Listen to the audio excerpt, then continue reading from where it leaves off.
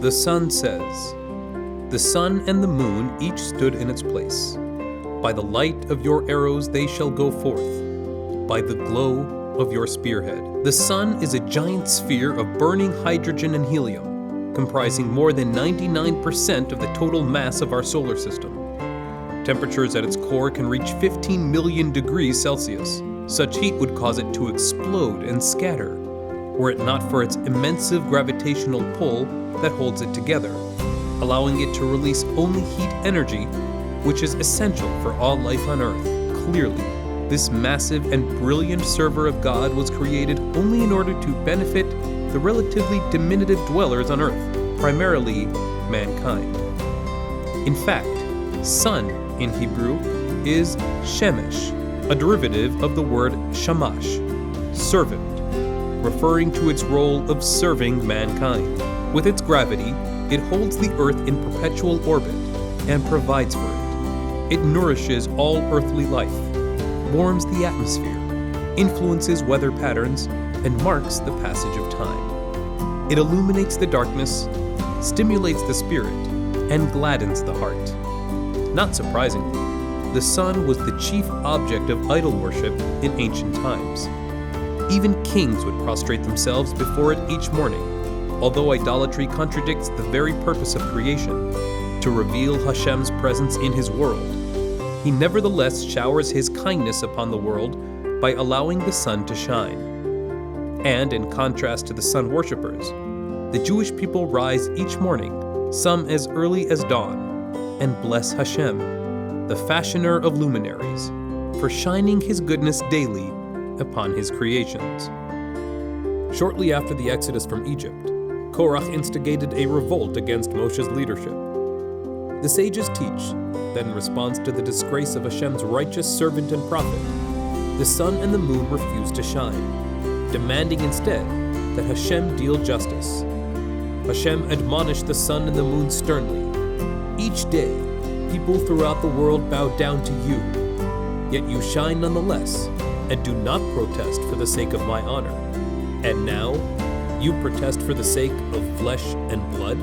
Every day since, the sun and moon hesitate to go forth and shine. Abiding that lesson, they fear that mankind will become deluded by their light, and thereby fail to discern the world's true benefactor. Choosing to hide his kindness within nature, Hashem summons forth these luminaries anyway for the well-being of the world, while still preserving the opportunity for those who honestly seek his presence to discover him. It is this idea that the sun, which is the primary luminary of the world, sings about each day. It declares that, along with the moon, they both wish to stand still in their places in protest of those who dishonor Hashem by erroneously glorifying them, but that, in his largesse, Hashem overlooks his own honor and figuratively employs his arrows and spears to command them to come forth and shine. At dawn, the sun breaks through the darkness, rising steadily, crowning the heavens at its zenith.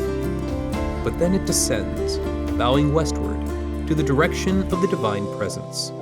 As it gradually weakens and then disappears into the horizon, it submits to Hashem, signifying that he is the one and only power of the universe.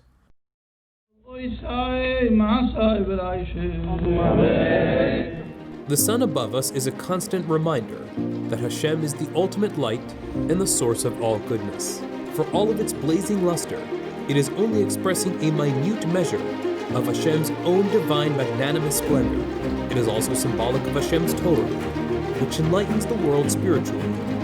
Its very existence is a bold, bright song, testifying to Hashem's unrivaled and everlasting grandeur and goodness he displays to his world. The sun never misses a day, a lesson we strive to emulate. However, at the time of Yeshua's battle of Givon, the sun was bidden to stand still so that the Jewish army could complete the battle while it was still day. And it did as it was commanded. Here too, in ceasing to appear when Hashem did not wish it to, the sun demonstrated that the sole purpose of its daily crossing of the sky is for the sake of its creator. We are asked to do something similar. On the day of Shabbos, we are enjoined to stand still from our business matters entirely, to the point of not even discussing them. With this, we have the divine opportunity to testify that our involvements during the rest of the week are also in service of Hashem, and ultimately for the sake of the Creator. Our divine souls within us bear the light of Hashem. Just as the sun's beam radiate a joyful heavenly service, we can conduct ourselves with a powerful and positive energy that is a daily source of warmth and uplift for those in our orbit. At the same time, we best remember not to allow our capabilities, energies, and successes to blind us from the source of them all. We ought to be grateful for our God-given talents, assets, and accomplishments, and not seek to glorify ourselves on their account. The sun transforms night into day. So too, we have the capacity to illuminate our lives and the lives of those around us, revealing Hashem's glory in His world.